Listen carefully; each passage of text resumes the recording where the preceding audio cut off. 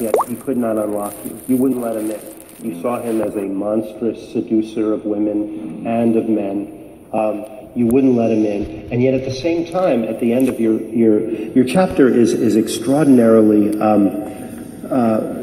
balanced, because sometimes you're very scathing about him at the end, especially. Sometimes you're rather, you credit him at the same time with beginning a journey, you say, to unlocking something in yourself that back then you couldn't unlock. But you don't exactly trace, since the book is about other people, you don't exactly tell us what that journey was and where you came out.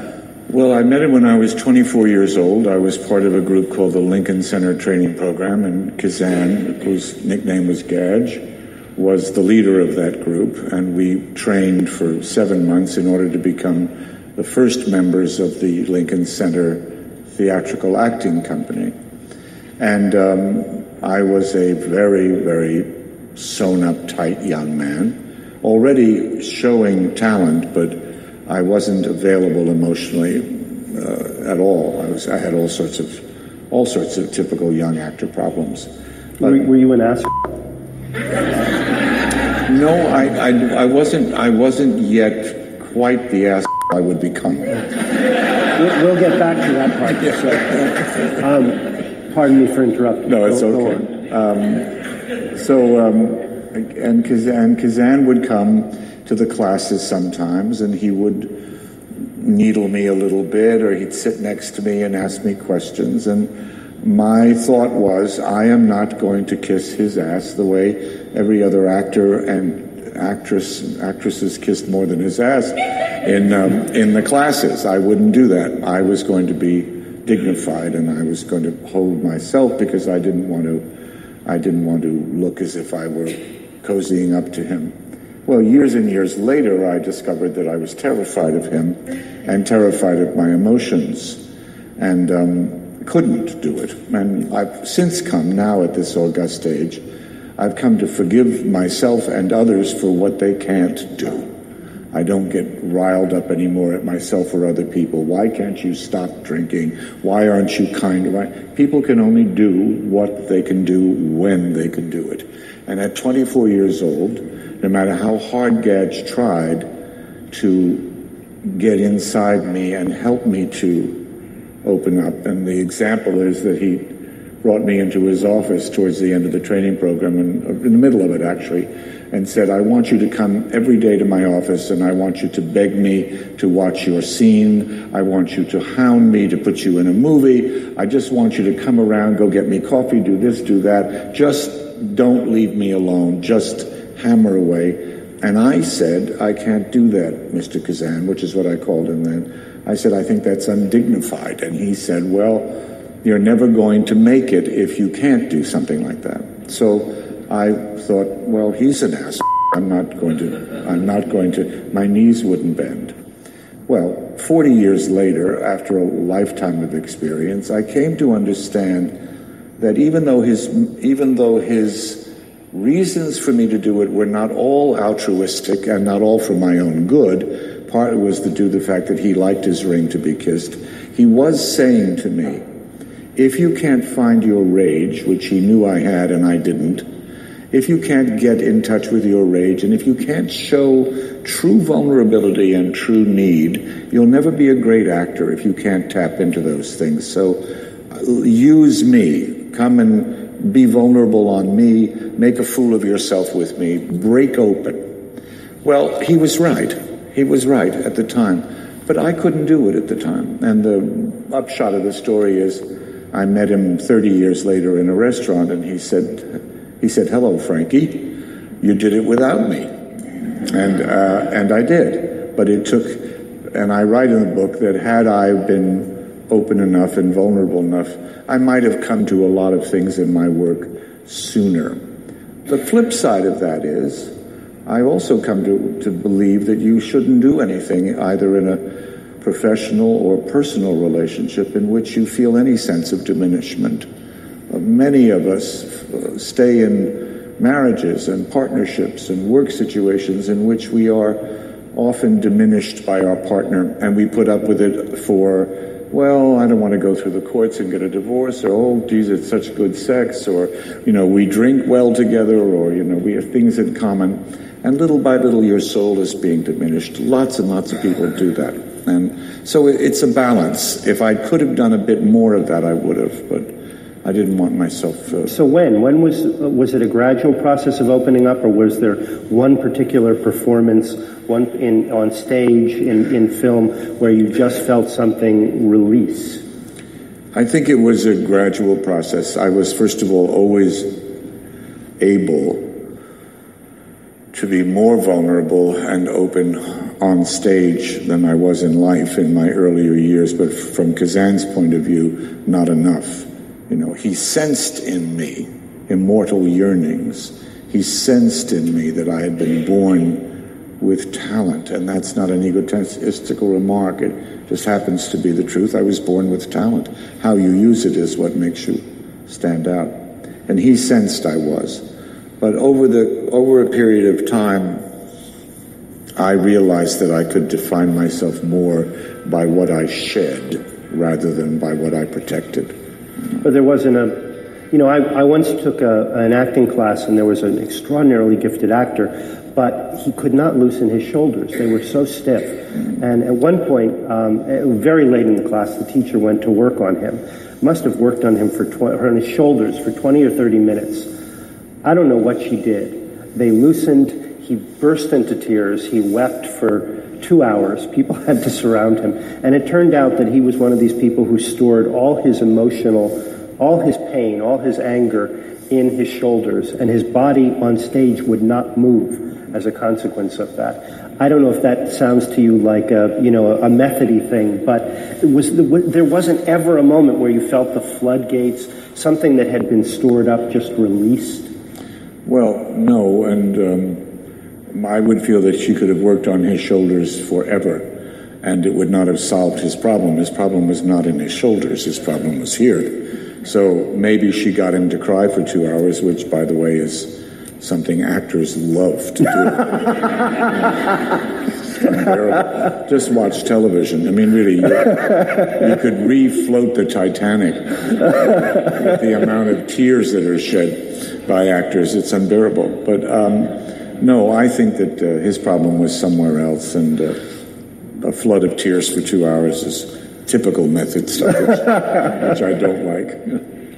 Well, you alluded briefly to the problems of such great actors as George C. Scott with alcohol, and alcohol is, of course, runs all the way through your book. Normal people have problems with alcohol. I could talk your head off, but is there something about actors and alcoholism and great actors and alcoholism, when you think back, that attracts them to alcoholism, and of course destroys them? What is it about this relationship? I think it's people, not actors. I just think there are some people who are genetically disposed to it and have a difficult time controlling it. There's some people who are emotionally exposed to it. I think the fact that there are a lot of alcoholic actors, and actors in my book, several of whom suffered from it terribly, they're people first and they're actors next. I do believe it's a genetic disease, and that they're all... Bob Mitchum, for instance, was an incredible drinker, able to sustain it for a very long time, and then one day he woke up and looked 95 years old. It had just gotten to him. But you to a certain degree, and this is not romantic, this is a practical statement, you do have to have a fair amount of self-disgust and inner torment to want to be an actor when you're very young, because you go there to escape things about yourself you can't stand. Fortunately for me, where I went was not drugs, and where I went was not liquor. So I did not abuse my body. It was sex, right? It was sex. That was my drug. And I don't say that with bragging. It's just as dangerous an addiction as is alcohol. But I think the reason I look 73 and not 74 which is what I am, is because I didn't do drugs and I didn't do heavy amounts of drinking, and that takes a tremendous toll on you. Huge. The last time I talked to Mr. Langella on stage after a screening of Starting Out in the Evening, I wondered aloud what it was like to be such a beautiful young man in that arena, whether or not he was ever hampered by the extraordinary beauty. And he said to me, why, David, are you asking me out? And then he proceeded to do running jokes on that. And the reason that I'm telling you this is I want to nip that joke in the bud. So without getting into that, would you answer the question? Because it's all through your book. You were an absolutely gorgeous, not that you're not amazing looking now, but you were a gorgeous, a sort of a beautiful juvenile whom many people were attracted to. And that obviously had to affect, how you were on stage, how you were on screen, how you related to the various, gay actors who wildly came on to you, and the female actresses. Are you coming on to me again, yes, David? Okay. It's never going to give up. There's a review of my book this coming Sunday, a week from tomorrow, in the New York Times, written by a young woman about 35 who, it's a glowing review. It's very positive, but all she talks about is my sexual life, which is not a major part of the book, but it obviously is. It really is. It is. No, obviously it is to her. And there's a photograph of me at 30 years old, and I wonder. And then I read it and thought, well, this was the Times.